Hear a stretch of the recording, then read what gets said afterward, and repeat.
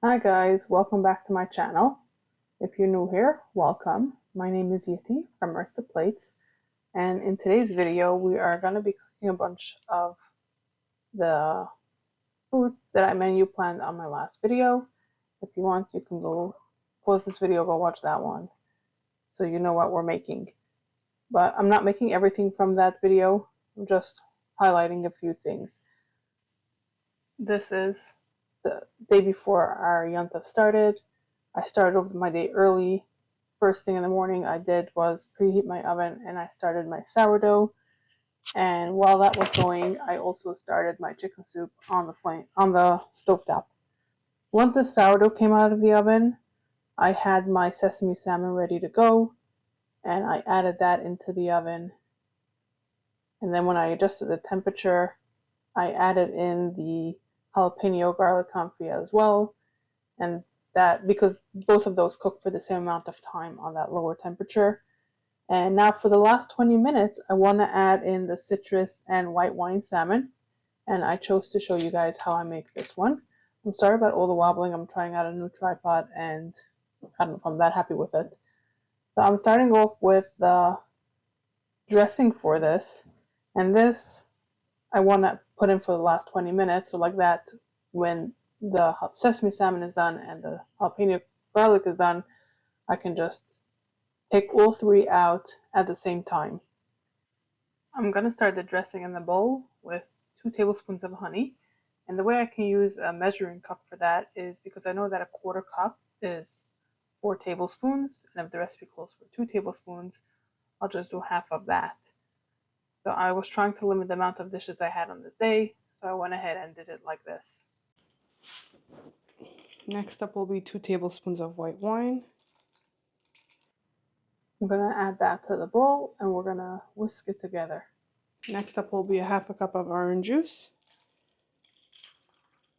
Oh, I was supposed to do freshly squeezed orange. Juice of half an orange.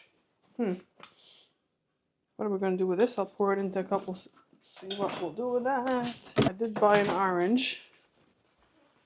So let me get it. Don't know how I'll be juicing it, because I don't have a juicer for something this big. And I see there are some seeds here. I don't want to get that into it. Guess we'll just squeeze right up on top of the bowl.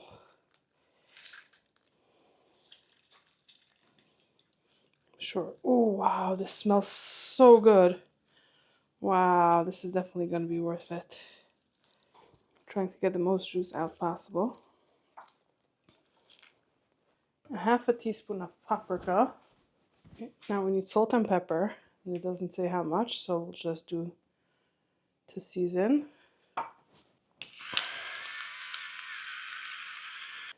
And then last we need a quarter cup of olive oil. Okay, so this will have to bake a bit longer because the oven is already at 18 minutes left. Oh, I didn't add the oil. Okay, it's good that we realize now.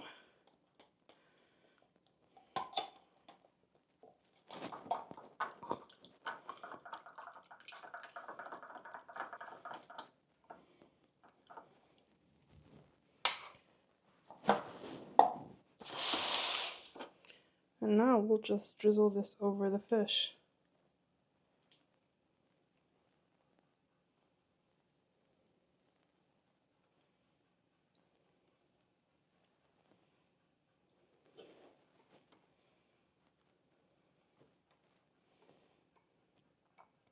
Okay, I'll make a separate timer for this one on my phone. So let me put this in, set the timer, and we'll get going with the meats. So that can then go into the oven as soon as these things come out. Okay, so the next thing we're gonna do is the rosemary French roast, because that needs to bake for 4.5 hours. And that will be in the oven for the longest. Page 188. Here we go. So we're gonna rub the steak with salt and pepper on all sides. We have to saute the onions and then sear the meat. Ooh. I think we're just gonna skip it and we'll just let it all bake. Yeah, we're gonna skip the sauteing the onions and roasting and searing the meat. We're good without it. I'm trying to limit what I do today a little bit.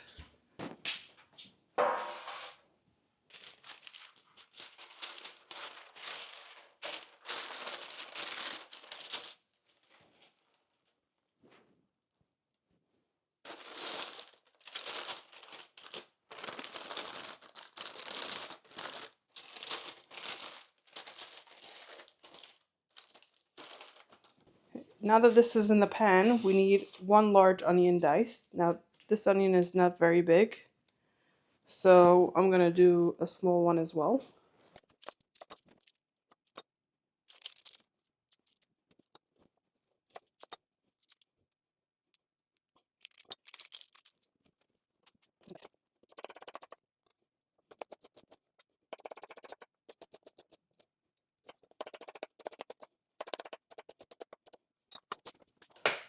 Before I do anything else, I forgot that this needs to be salt and peppered because I am not searing it. I was supposed to do that before I sear it. So we're going to do that now. We'll season both sides.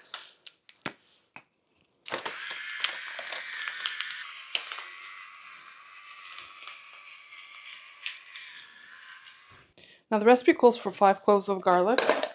Mine are frozen, so I took out some to let it defrost so I can crush it before it goes in the pan. And I took out a bit more than 5 because a couple of them were kind of small.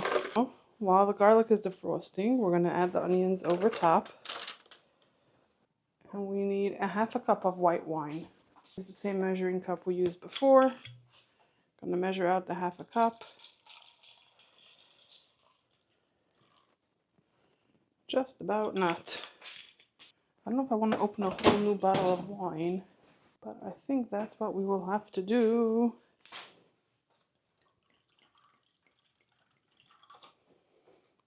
We're going to pour this over it.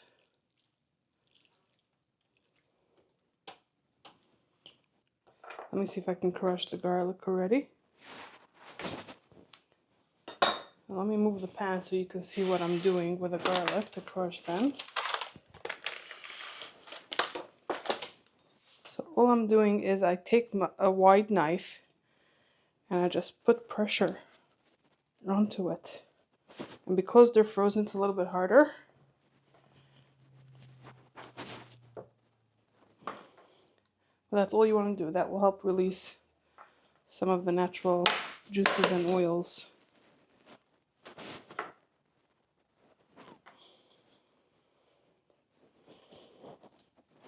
That one went easy. So if you're using fresh, it'll go more like that one.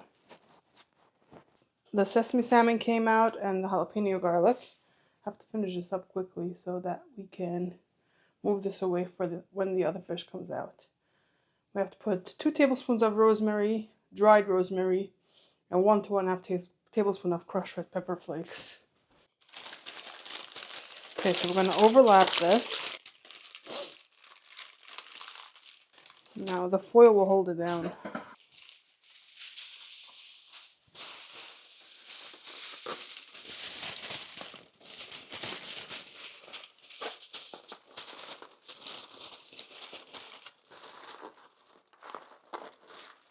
And we're gonna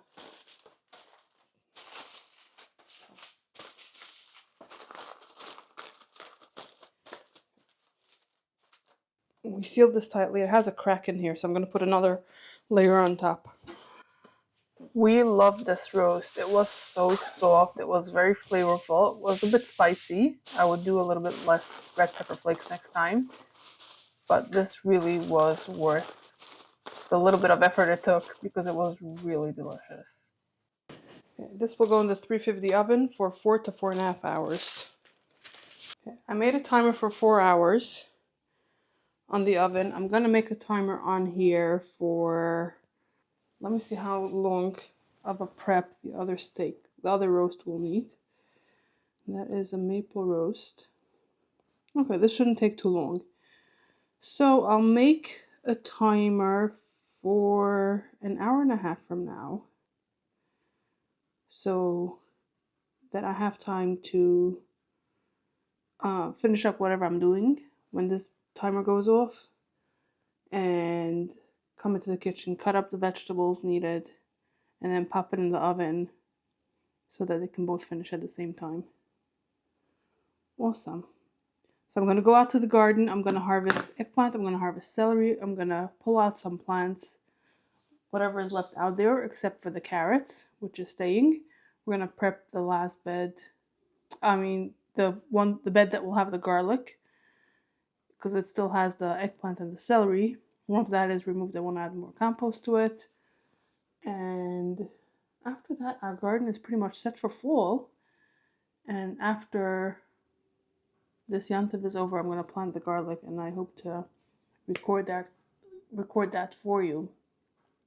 I don't know when that video will come out, but I definitely want to record it for you to show you how easy it is to plant garlic. And I will find out with you guys how easy it is, because it'll be my first year growing it. Okay, so let me pull up the recipe again for the maple roast. So we're going to do this in a Dutch oven. So let me pull that out. And we're going to spread 3 tablespoons of Dijon mustard on the brisket or brick roast. Now, let me see the quantities according to the pounds. So the recipe calls for 3 to 4 pounds. This is very close to 3, so I'll just follow the recipe exactly the same quantities. And it'll be just a little bit more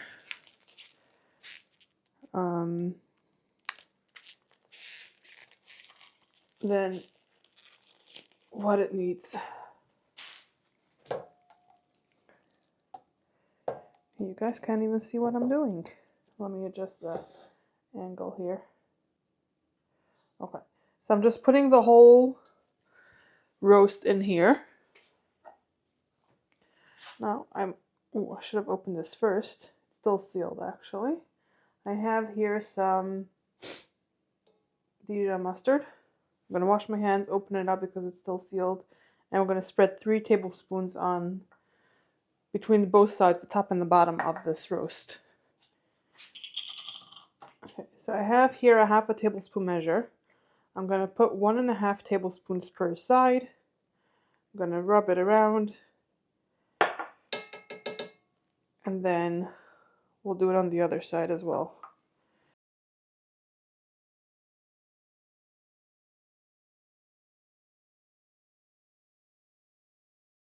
I actually didn't realize I first have to put down the vegetables and put the meat on top. So we'll pull this out. I have a plate here. So we're starting off with 2 onions that I have sliced into rings. This will go in the bottom of the pan. Trying to break them up a little bit. You don't have to do this. In here I have 2 sweet potatoes that I have peeled and cubed. This will go in here on top of the onions. Next up I have some baby red potatoes that we're going to add in here. Now I wanted to show you this one before I cut it up, but look at the shape. So pretty. Okay, I did more of the red potatoes than the recipe called for, because I figured for a bunch of the people this might be their favorite part of the dish. So now we're going to put the meat back in on top of this.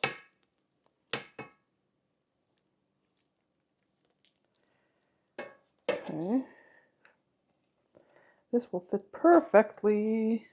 Now I'm going to sprinkle this with some kosher salt and black pepper to taste. And keep in mind you're seasoning the vegetables as well with this.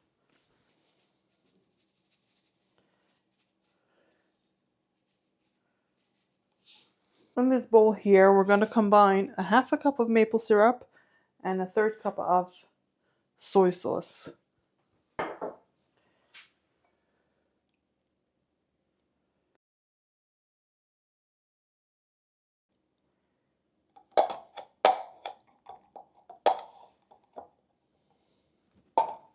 We're going to whisk this together to combine it.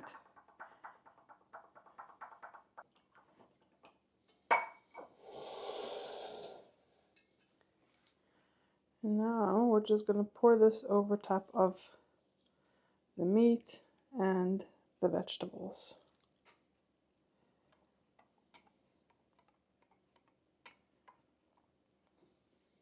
Okay, so this can now be covered, and it'll go into a 350-degree oven for 2.5 hours. So once the 2.5 hours are up, both this and the second roast, which is the rosemary French roast, will both come out at the same time. So just like we did with the fish, they went in at different times, but they're coming out together. Okay, we're going to start working on the tarts now for our fruit. What did I call it? Fruit tart. We're going to make the homemade custard that will go into it with berries on top. So we're going to start with a tart shell. Over here you can see both of the roasts have come out of the oven. Over here, if you see my previous video of my menu planning, this is pecans that will go with a salad. Will be served with a maple roast. And this was also toasted with olive oil, maple syrup, and some salt. And I'm excited to try this salad. You're not going to see me make the salad because the salad will be made fresh on Yom Tov. Yes. So this tart shell does not need to be made in a machine. You can make it by hand in a bowl. Let me give you a better view, like that. And let's see, we're going to start off with 1.5 sticks of margarine that have softened. I took it out from the fridge not too long ago, but the kitchen is kind of warm because the oven has been going all day. First thing I did when I got up was turn on the oven, and so far now it is 250 and it has not been off yet. So what goes next in here? A 1/3 cup of sugar. We're going to add in 1 egg, a 1/2 teaspoon of vanilla extract, and we're going to add 2 cups of flour.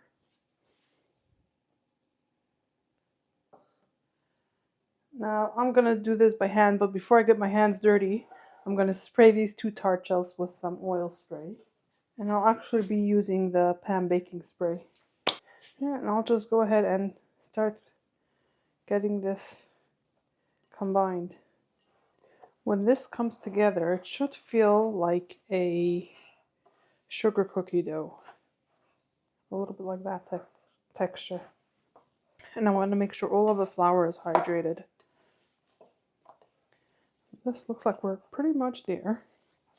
See, it doesn't take too much to get this to come together. And what I'm going to do is I'm going to split this in half and divide it between the 2 tart shells. I'm going to try to get it in a uniform log. Try to get about half into each. So a trick that I found out recently was to do little sections at a time. And it makes it a lot easier to fill it. You're just going to press it down and into all the corners and cracks. This is going to take longer than it took to bring the dough together. Try to make sure that there's no cracks anywhere, so that once you fill it, none of it will seep out. For the pie that we're making, the custard does not need to be baked.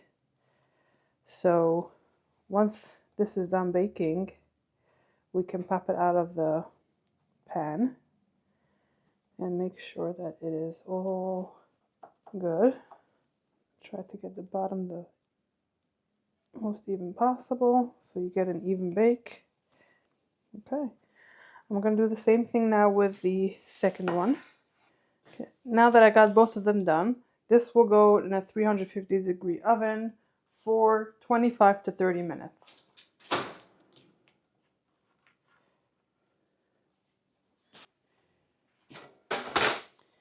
Okay, these tart shells are ready. They actually have cracks in them, so I'm gonna have to figure out a way of getting it not to seep through the cracks. We'll have to make sure the custard is nice and thick, and I guess we'll fill them right before we want to eat them. No, I want to show you guys what it looks like. Okay, the cool thing about these tart shells is that the bottom just pops out. So I'm going to let this cool over here for about 10 minutes, and then we'll try to take it out. Okay, it's been 10 minutes, so what we're going to do now is we're going to pop up the bottom very gently because it's already cracked.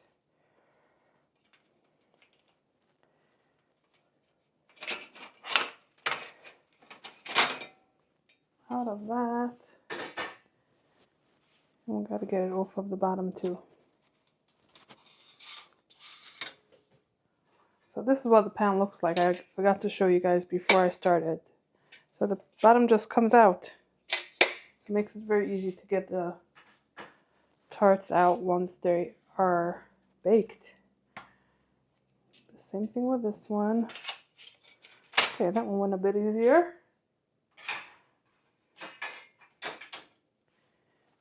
And now, oh, just slid off. And we're going to let it finish cooling over here. And then later, we're going to make the custard and we're going to fill this. And then we're going to top it with some fresh berries. Okay, so I'm getting ready here to make the cinnamon babka bites. And I already have my yeast proofed over here. And I'm going to go through this quickly. Because I've made this with you guys in the past with the cinnamon apple babka. I will link the video for you if you want to go ahead and watch me make that dough.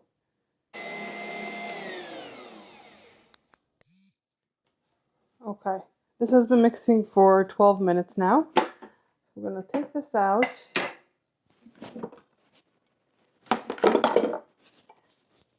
So we're going to oil this, the sides as well. And I'm going to let this rest for an hour and a half. I'm going to cover it with some saran wrap.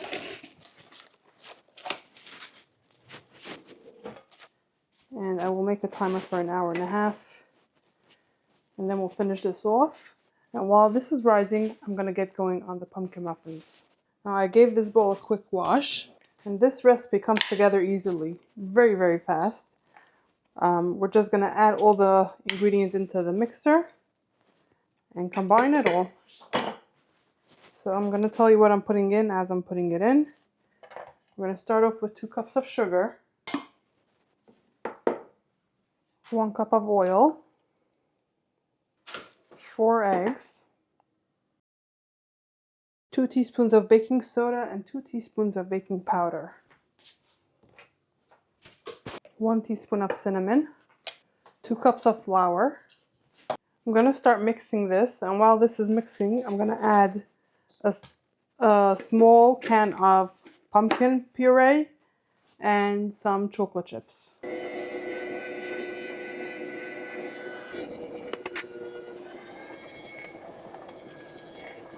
Before I add the chocolate chips, I'm going to scrape down the sides to make sure that everything is incorporated.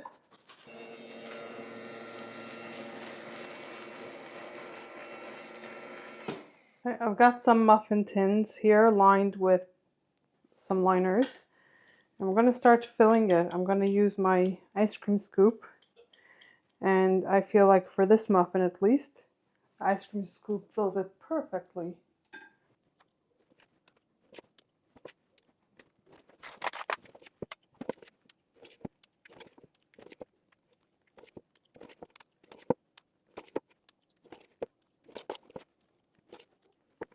Okay, these will now go in the oven for 26 minutes. Now, if you are going to make this at home, then start with like 24 minutes and check it. Because for me, I adjusted this temperature according to my oven because the muffins used to come out like they used to fall in once it was done baking. So I adjusted it to 26 minutes. And since I did that, they always come out perfect. Okay, this dough for the cinnamon babka bites is almost ready. So in here, we're going to start making the filling. So we're going to start with 1 stick of butter that's been sitting out for quite a while.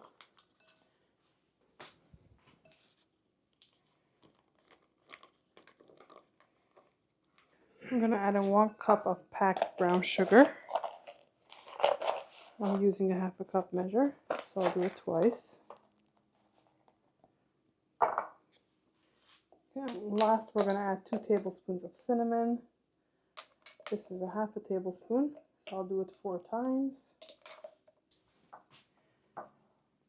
Now we're going to mix this together until it's a good consistency, it's fully combined and incorporated. And then we'll let it sit on the counter until we're ready to use it. Okay, this looks fully incorporated now.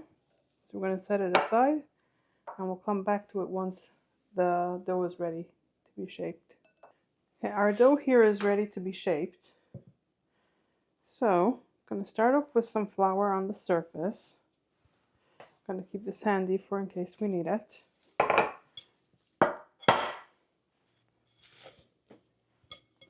We're going to roll this out to a 9 by 12 inch rectangle. And I'm going to do it 9 inches this way, 12 inches this direction. Let me adjust the camera so you can actually see what I'm doing. Sorry about that.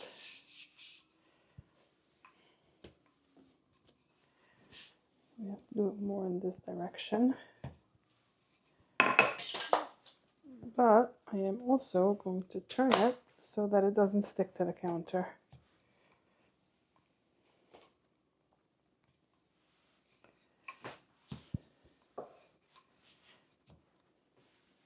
So we have here, this is 9, so we're definitely at 9, and we're definitely at 12. That was easy. Now we're going to take this filling, we're going to spread it out. And guys, the recipes that I'm using today, whatever I can, I will have linked down below. If I don't have a link for it, I'll type it up for you in the description so you can go ahead and make this at home. I'm going to try to get it the closest to the edge possible so that I can use most of this. I have no clue how many of these babka bites I'll get. We'll find out together. So I prepared 12 muffin liners. If I need more, I have more. I'm trying to get it even throughout. It's not completely there, but pretty much there. Okay. So now we're going to roll this up jelly roll style. And we're going to pull it a little bit too as we're rolling it up. Now guys, when I was making it for the apple babka, the cinnamon apple babka, it was kind of hard to pull it like this because of the apples. Now it is super easy, super stretchy. I love this dough. I will definitely be using this dough again for other stuff. Okay. And now I'm gonna try to pinch the ends and pinch the seams closed. Now I want to wash my hands. Actually, I won't have to. I want to figure out how thick to cut them. Okay, so I'm going to cut off the very end over here. I'm not going to use that. Let's see, 1/2 inch is this. I feel they're kind of small. I think I'll do about 3/4 inch.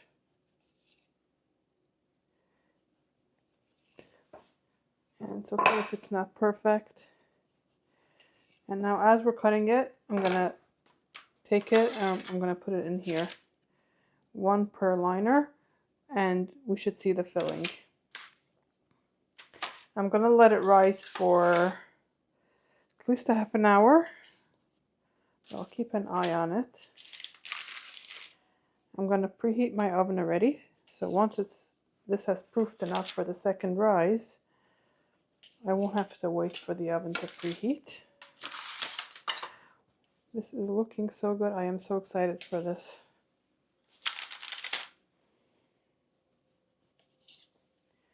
I'm thinking I still have some of the salted caramel that we made in the same video that I made this dough for the first time.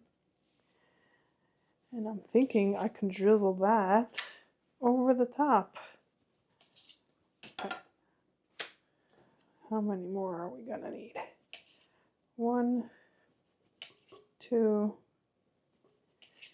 3.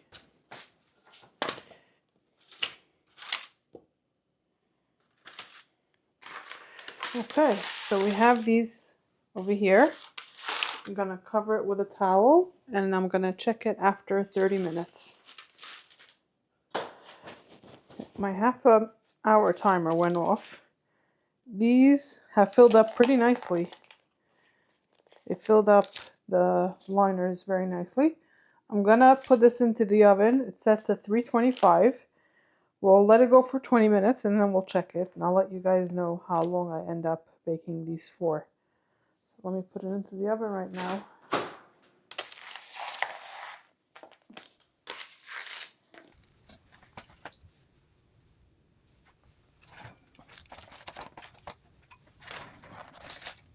Let's see this. Oh my god, this looks so good. Yep. Smells heavenly. Yep. Wow. I am so excited.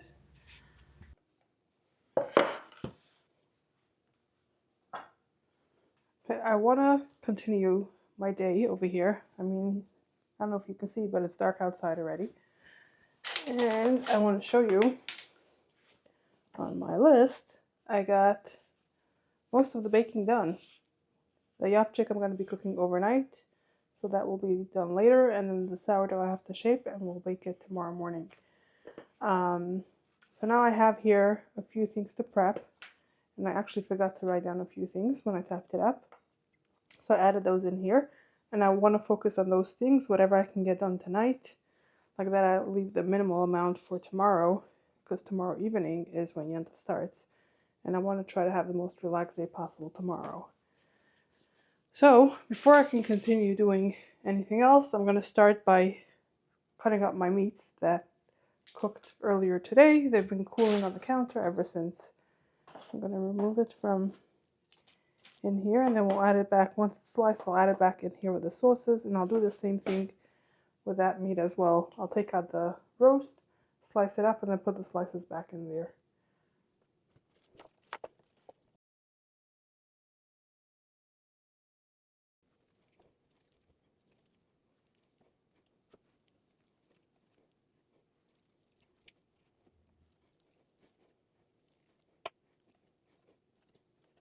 That went a lot easier and faster than expected, which is great.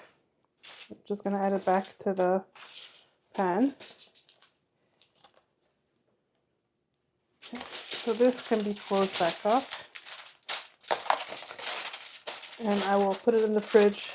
I will take it out for whatever meal it is that we're going to serve this.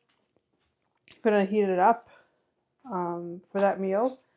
And it'll be awesome. Okay, let's get this meat.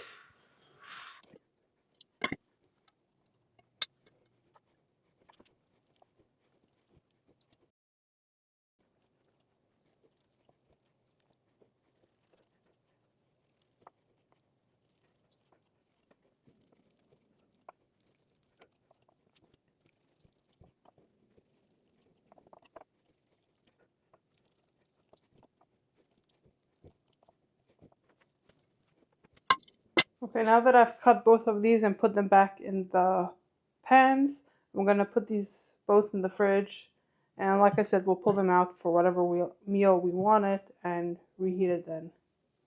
Hey guys, So it's the next day, and we're gonna finish our fruit custard tart. Right now we're gonna make the custard, and we're gonna start off by heating up some coconut milk. Now the recipe called for one 13.5-ounce can, but I couldn't find a can in the store that I went to. So I'm gonna measure it out on the scale. Okay, I did a little bit more, came to 14, but that'll be good. Now the recipe says to add the milk to a medium-sized saucepan and heat over medium-low heat. Now while this is going, we're going to add egg yolks, sugar, tapioca flour or cornstarch to a bowl, and we're going to whisk it together to combine. You want this just to steam, not to boil. And then we're going to mix this in with the egg mixture. So it should be pretty simple, fast forward. Now let this come to a thick pudding-like consistency and bubble. Then we're going to add the vanilla. Okay, I just want to make sure that I know what I'm doing before we actually start. So we're going to get this going. Sorry, wrong flame. Going to get this going.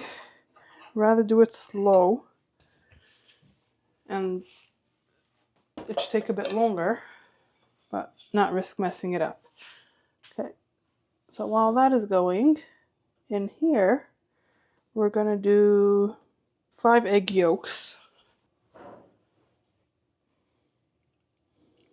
Now that we have that, we're going to add in a 1/3 cup of sugar. Okay, that was a 1/4 cup of cornstarch. Now what we're going to do is we're just going to whisk this together, and it's going to look worse before it gets better. We're going to keep on mixing it. See how it's nice and thick now? It's going to loosen up and it's going to become really nice and creamy.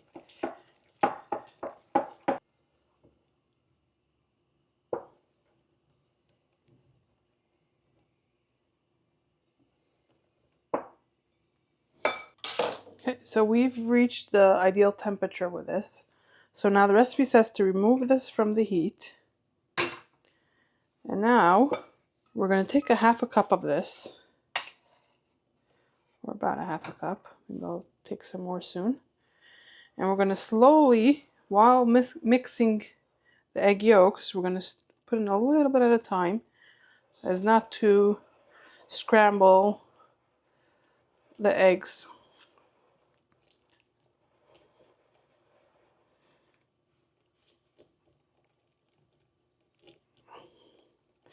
And then we're going to take the egg mixture and pour it into the pot with all of the milk. And we're going to cook it until it gets nice and thick and a pudding-like consistency.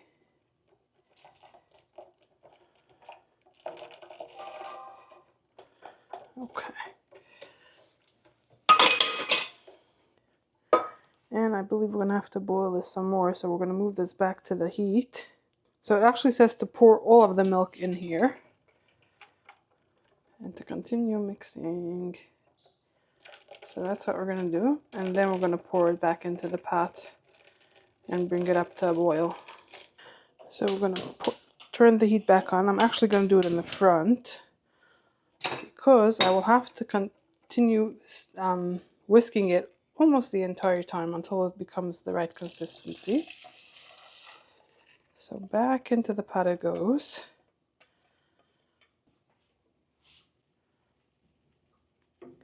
And let me actually get out my vanilla extract, because once this is done, we're going to have to stir that in. And I will actually be using this vanilla bean paste. Let me bring you guys closer.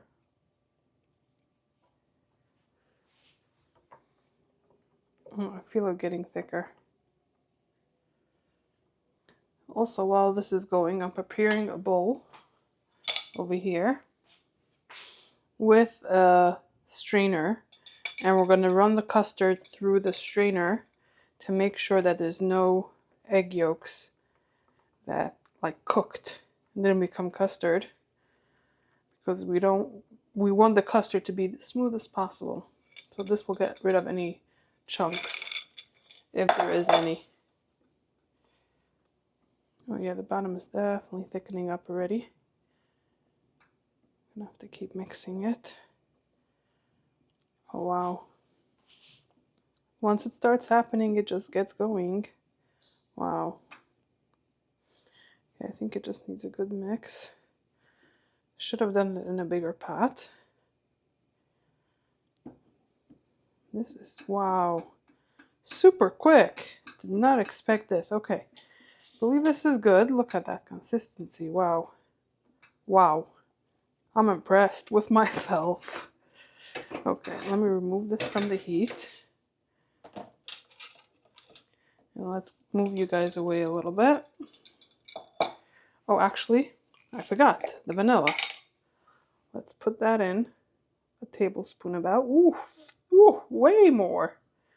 It'll be extra vanilla custard. We're gonna stir this in. Okay, looks like it's evenly distributed. And now we'll run it through this.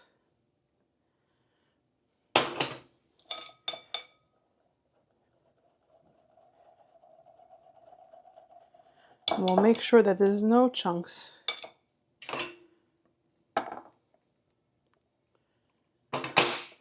I think I will be making custard more often. This was so easy. We'll just find out how it tastes. But this was really simple to make.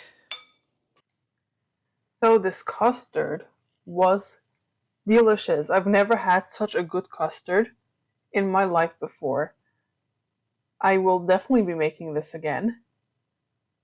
And the tarts, you'll see later that I didn't have enough of this custard to fill both of them.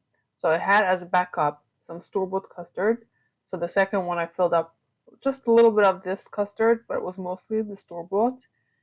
And after I ate this one, I couldn't even eat the other custard. It doesn't even compare. It tasted like two different dishes. And I will definitely be making custard again in the future. Oh wow, I'm so impressed with myself. I didn't get any chunks in there. Like I don't see anything that didn't go through the sieve. That is chunky. Wow.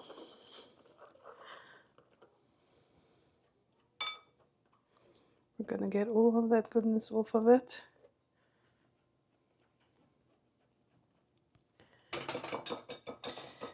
And now this, I don't want it to form a crust on the top.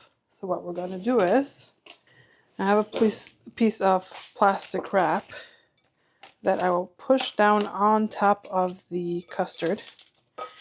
And we're gonna let it cool like that. And this will prevent it forming a crust on the top.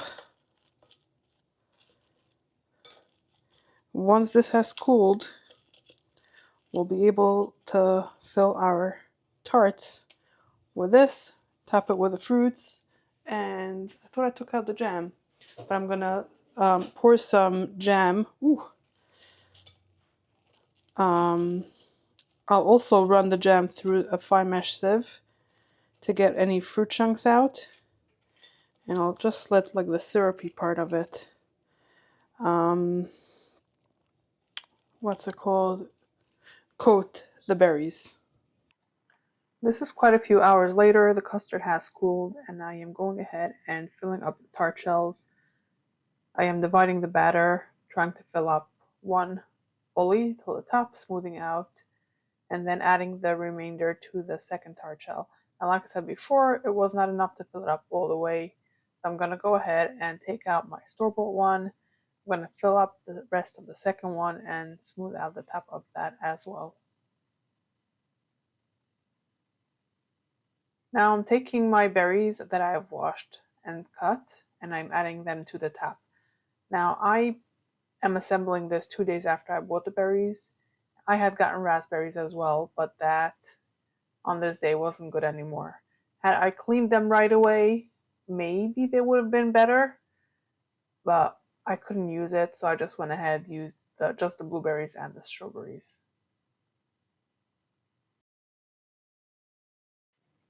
Next up, we're going to run the jam through the fine mesh sieve, and you'll see there's quite a bit of strawberry chunks left.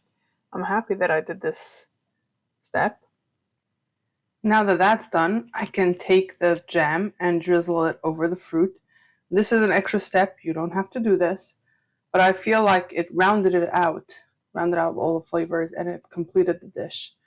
And this was a family favorite, and everybody kept on asking for more. So the next thing we'll be making is called easy no-bake vanilla cream pie, and the recipe calls to make your own graham cracker crust. I wanted to skip that step to make it a little bit easier for myself, so I bought a ready graham cracker crust, and we're just going to make the filling for this. What we need to put in here is 16 ounces of cream cheese, and because I know that I will be serving this after a meat meal, I have a dairy-free version that I'll be using. Each of these is 8 ounces, so I'll be doing 2 containers. And this, you want it at room temperature. So I took it out first thing in the morning when I woke up today. And, oh, you want to put in the second one? Sure. I'm going to have a helper here. So I took it out of the fridge first thing this morning, and it's been sitting out for a nice few hours now. You can put that in.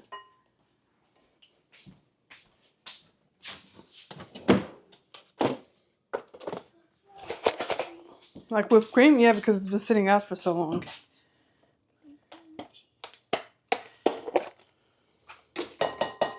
While my helper is finishing with that, I'm going to add in a half a cup of brown sugar.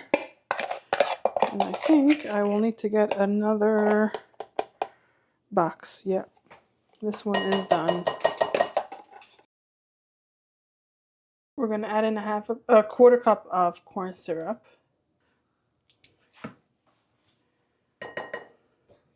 And I sprayed the measuring cup with a little bit of oil to make it easier to get all of it out. I do that whenever I measure honey or, yeah, anything sticky. And last, we're going to add a tablespoon of vanilla. Now, I'm not going to use the paste again. I don't want to make the same mistake I did with the custard. But actually, why not? Because it's a vanilla cream pie. I want the vanilla to stand out. Okay, a tablespoon. Let's try to do it better this time. So now what we're going to do is we're going to whisk this together to get it nice and smooth. Yeah, you want me to start? Yeah. Okay. I'll start it and then my helper will finish it off.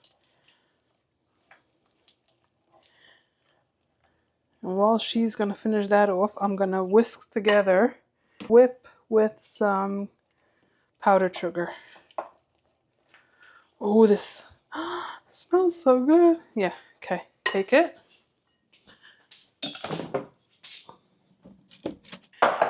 Okay, so in here, I'm going to add 1 cup of whipping cream.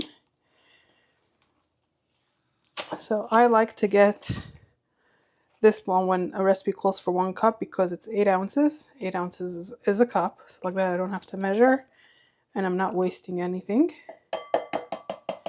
And in here, we're going to add a 1/3 cup of confectionery sugar. And we're going to beat this up until it's nice and stiff. Want stiff peaks, and I'll show you what that looks like. Yes, now we're there.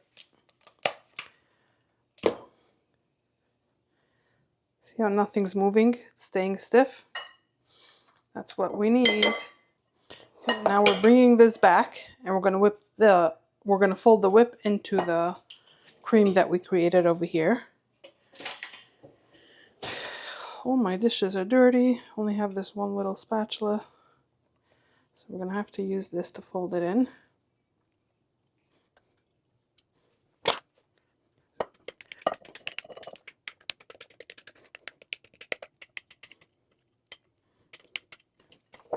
And now we're going to fold. We're going to keep on folding until it's all combined. Okay, now we have the graham cracker crust here. And we're going to pour this into it, and we're going to flatten it. Oh wow. Ooh, it's more than it needs. So you can flatten that, and I think the rest of it I'll just put it into, let me think. Do we have graham crackers? Oh, beautiful.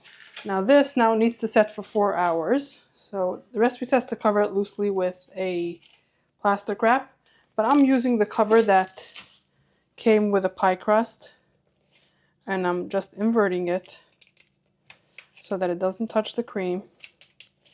We're going to close this, and we're going to set it in the fridge. And then I'm going to show you what I'm doing with the extra cream that we have. For the extra cream, I grabbed a pan that I have. I don't know what size it's called in the store. I would say it's about half of a 9 by 13. I'm going to line some graham crackers on the bottom, and I'm going to put the cream on top. This dessert was decadent without being heavy or like weighing us down after the meal. It was delicious. It tasted dairy. Everybody was like, are you sure it's not? We all loved it. So my helper here had a brilliant idea. She said that we should put some graham cracker crumbs on top. So I'm putting some graham crackers in a little bag. Putting some crackers in a bag. And we're going to crush it up. And I'm going to do so we can also put it on the second one right before I serve it. Okay, now that it's in here, we're just going to crush it like this with my fingers. Okay, so I grabbed a small handful of the graham cracker crumbs. And we're just sprinkling that on top. Yum. And now I'm going to cover this. I'm going to put first the saran wrap on top. But then I'll close it with a foil because it won't be secure like that. And this can now go into the fridge as well. If you've made it this far and you've watched me make all these delicious stuff, then I really appreciate you taking time out of your day to watch this. I know it's a long one. I really, really do appreciate it. And I hope you stick around by clicking the subscribe button and keeping up with whatever we are going to be up to next. Like the video, like I said, consider subscribing. And if you want to watch more of my videos between now and my next upload, I will link some up here on the screen for you to enjoy.